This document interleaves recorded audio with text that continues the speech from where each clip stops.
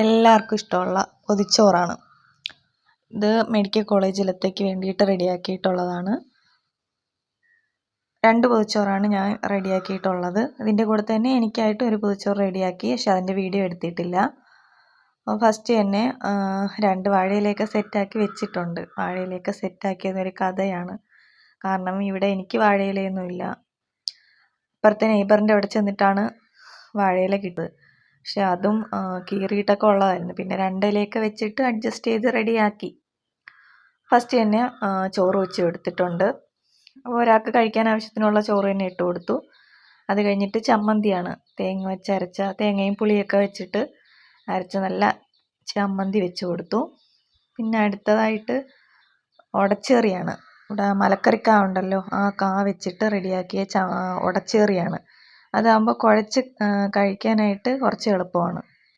ബാക്കിയെല്ലാം ഡ്രൈ ആയിട്ടുള്ളതാണ്. അപ്പം ഒഴിക്കാനായിട്ട് വേറെ കറിയൊന്നും കൊടുക്കാൻ പറ്റില്ല. ഇതിൻ്റെ കൂടെ പൊതിയാനായിട്ട് കുറച്ച് ബുദ്ധിമുട്ടാണ്. അതുകൊണ്ട് ഞാൻ കുറച്ച് ലൂസാക്കിയിട്ട് തന്നെ ഉടച്ചേറ് റെഡിയാക്കി. പിന്നെ വെച്ച് കൊടുത്തത് ഉരുളക്കിഴങ്ങിൻ്റെ ഫ്രൈ ആണ്. അത് കഴിഞ്ഞിട്ട് വെണ്ടയ്ക്ക മെഴുക്ക് പുരട്ടിയാണ്.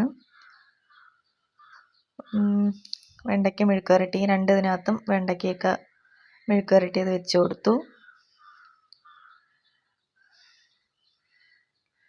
അടുത്തതായിട്ട് മീനാണ്. മീൻ നമ്മളിവിടെ ചെങ്കലവ എന്നൊക്കെ പറയും.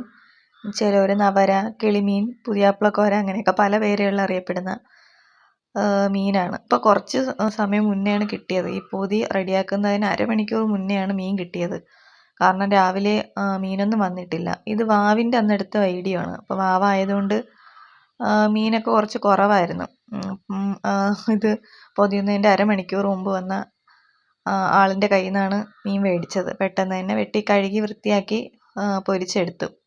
അപ്പോൾ പൊതിച്ചോറിൽ മീനോ മുട്ടയോ എന്തെങ്കിലും ഇല്ലാണ്ട് എനിക്കൊരു തൃപ്തിയില്ലായിരുന്നു. മീൻ കിട്ടിയപ്പോൾ സന്തോഷമായി.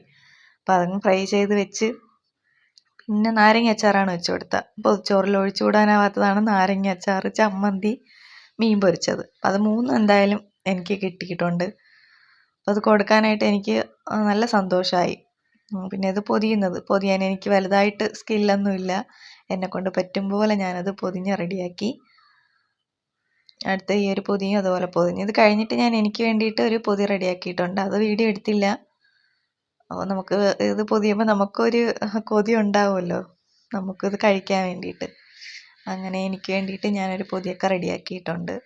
അപ്പോൾ ഇത് 2 എണ്ണം പൊതിഞ്ഞ് 11 മണിക്കാണ് അവർ വരുമെന്ന് പറഞ്ഞിട്ടുണ്ടായിരുന്നു. അപ്പോഴേ റെഡിയാക്കി വെക്കണമെന്ന് പറഞ്ഞ് ഞാനിത് കറക്റ്റ് 11 മണിയായപ്പോൾ തന്നെ പൊതിഞ്ഞിട്ടുണ്ടായിരുന്നു.